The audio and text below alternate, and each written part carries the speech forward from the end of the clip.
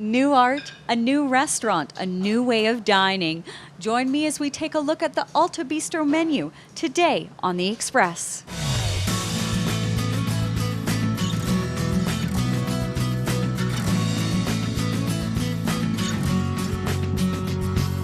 On today's show, today you're going to experience the Discover Biathlon. get a taste of learning, starting with biathlon at Whistler Olympic Park. Then volunteers train to break through the ice for those in need. Anytime you have the possibility of something like this happening, then you want to have a team or at least a few people out there that know what they're doing. And counting ski days, not your age. They don't act their age. Most people think they're much younger skiers. Sharpen your skills in sport with the Express.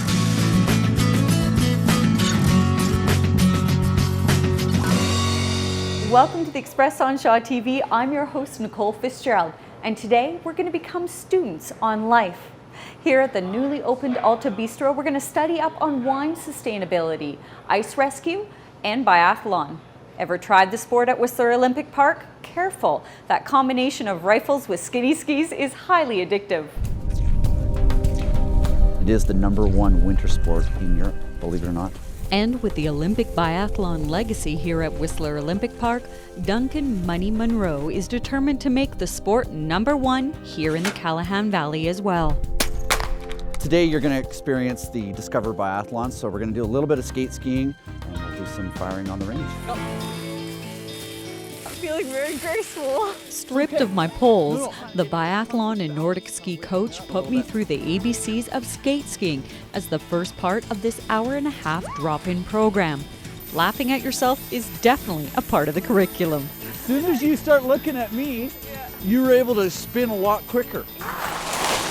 Russian dancing to the beat of cue words helped smooth and elongate my glide. Purple power. So things are looking good. All right, remember, ankle flex, hips coming forward, always looking up. Now you want to go try the biathlon? I do. All right, let's give it a shot. Come on. We're shooting a .22 caliber, and we'll be shooting at the Olympic distance, which is 50 meters.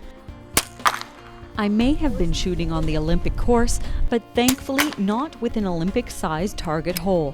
I shot at the training wheel version with success. There's a lot of Olympic heart in these rifles. Munny raised funds by selling off Olympic skis and bibs from the Wayne Gretzky's of the biathlon world to help raise funds for half a dozen rifles for the local club. Here at Whistler Olympic Park, the Callahan Winter Sports Club hosts Masters Biathlon programs for both children and adults. Munny coaches the Saturday classes. The Olympic organizer for biathlon also founded a monthly biathlon toonie race. Ooh, not bad. It's kind of the philosophy of the mountain bike toonie race. Grassroots, no timing, no bibs. What we do is we invite anybody can come out here, classic skiers, skate skiers, kids, adults. Munny's upping my game a little bit. I've only got 30 seconds to shoot all of these targets. See how I do.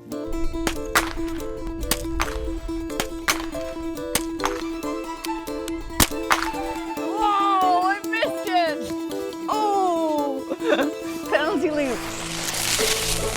So if you miss one target, one shot, you have to ski 150 meters in the penalty loop. Oh, I've done a few BC Cups, and I spend a lot of time in the penalty loop sometimes. But thanks to Munny, this loop of shame feels more like Olympic-sized fun. Sign up early for Discovery Biathlon. They fill up on the weekends, and it's only the start. You can get weekly classes at the Callahan Winter Sports Club. The ALTA BISTRO is gaining popularity here in Whistler as well. We'll find out why in just a moment. But first, plunging beneath a lake's frozen surface. It's the stuff nightmares are made of, but thankfully there are volunteers who are only too happy to reach out a warm and helping hand. A big, deep hole of icy cold water you certainly don't want to find yourself trapped in. Okay, Mike, pickaxe out and roll. Ice rescue is really, we don't get a lot of call for it, but we're ready for it. Okay, man in the water! And this team of Squamish Search and Rescue volunteers know all too well the dangers of treading on thin ice. Today, you're braving these extreme conditions to practice vital ice rescue techniques that could one day save someone's life. We usually go for 3 hours and basically just run drills to get people out of the ice. And the goal is to basically make sure that our members are confident on the ice so that when we do go there, we can feel very safe to do it. Anytime you have the possibility of something like this happening, then you want to have a team or at least a few people out there that know what they're doing. Do a simple crawl out, grab them, haul back. Even if it doesn't happen very often, you want to be trained for it. And with training twice a month, it's enough to keep their toes wet and rope skills tight. But they're always looking for more volunteers to join in on the fun. When the pager goes off for ice rescue or water rescue, I'm probably getting maybe 4 to 5 guys at any given time. That's usually not enough. You need people to haul lines and that sort of thing. So love to see 10 come out. It's cold. But no, it's fun. I mean, we don't get a ton of ice here. When we do get out, it's fun. It's challenging, definitely. The training is not tough. It's just you got to have some common sense. You basically just have to listen and watch and just learn as you go. Let's see how it's done, Mike. These guys spend a lot of hours in these icy waterways training for an emergency response, but the best way for them to keep their suits dry is for us to take some precautions when venturing out onto any frozen lakes. If you're not sure, don't go on it. They've got signs at these that say caution thin ice. You can fall through. The rule of thumb is 100 to 1, so if you're 100 pounds, you can walk on 1 inch. If you're gonna go ice skating, don't do it alone. Life-saving advice from the guys who know these waterways the most. All stop! I wouldn't be doing this if I didn't think it was important. Same with all the other guys. They wouldn't be doing it either. So we feel very strongly about it, and we're always looking for new people. From the ice in Squamish, I'm Alana Ponsonby for The Express. Training takes place twice a month and recruits are always needed. We're toasting yet another addition to Whistler's incredible fine dining scene, the ALTA Bistro. It's all in the details.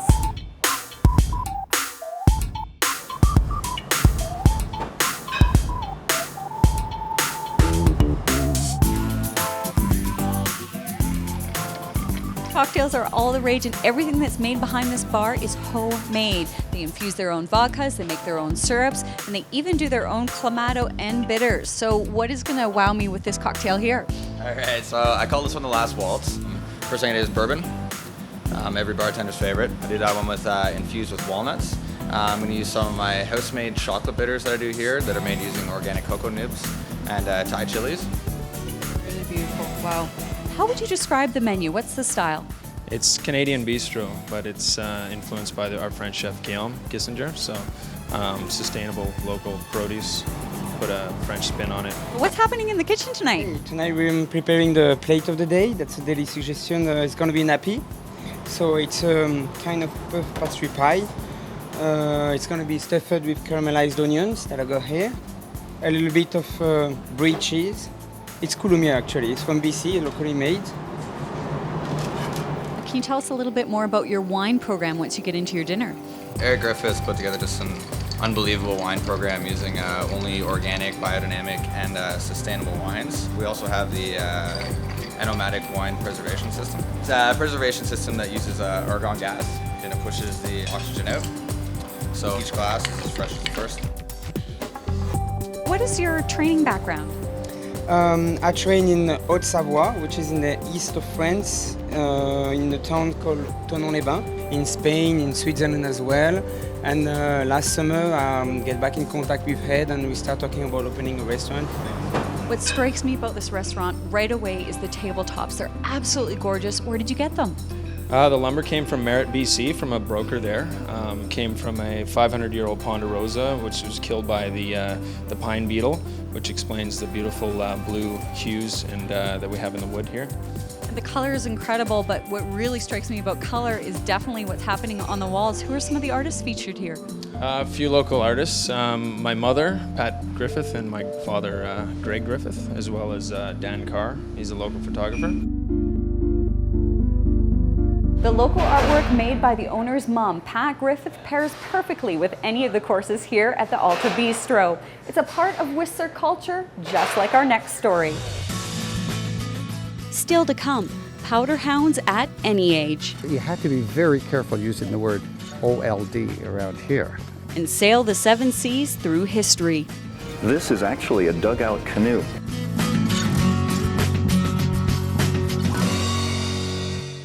WHL Hockey is live on Shaw. Watch Tuesday, January 25th, when the Medicine Hat Tigers roar into the Queen City for a grudge match against the Regina Pats. WHL Hockey, only on Shaw. Championship Curling is live on Shaw. Catch the final of the 2011 Alberta Scotties Tournament of Hearts from the Encana Centre in Camrose. The best women curlers of Alberta are set to battle it out, with provincial bragging rights on the line. Tune in Sunday, January 30th at 2 p.m. Mountain to see which rink will be crowned the best of Alberta. She made it! We're there to bring it home. Shaw TV. Local. 24/7. News. Events. Connected. Current. Information. Personalities. Entertainment. Sports. Interviews. Weather. Only on Shaw TV.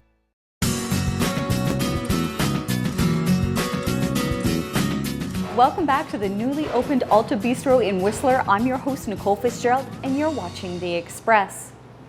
Meet the only club in Whistler where the word old is considered a dirty word. Catch up with the senior ski team if you can.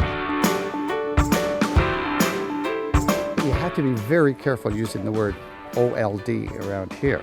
Yeah, most people take that to heart. Under hats and goggles, powder turns and speed, the only thing an onlooker can be sure of is that these avid skiers are true powder hounds. There's no friends in powder. And as a matter of fact, I'm looking at my crew over here. There's only 3 of them standing there. The other 4 are probably out skiing the powder right now. The rest are meeting at the bottom of Blackcomb Mountain for the weekly senior ski team program. Powder is important, but apparently social time is equally so. If you're 55 plus and you think you need to get out and work on your skiing, this is the place to come. Each week, the group meets with the same instructor to head out for a 3-hour powder jam, with the afternoon left open to rip it up with their newfound ski buddies. The team even hosts an international trip each year. I think the tendency of keeping your ski buddies lifelong tends to get harder and harder as you get going on in age. You want to find people that can ski like you ski. This is a great opportunity for that. Only ski days are tallied, not years, as the program encourages seniors to regularly get out on the hill. Like a handful of the team's members, skiing at 80 just means more years of experience under their skis. They don't act their age.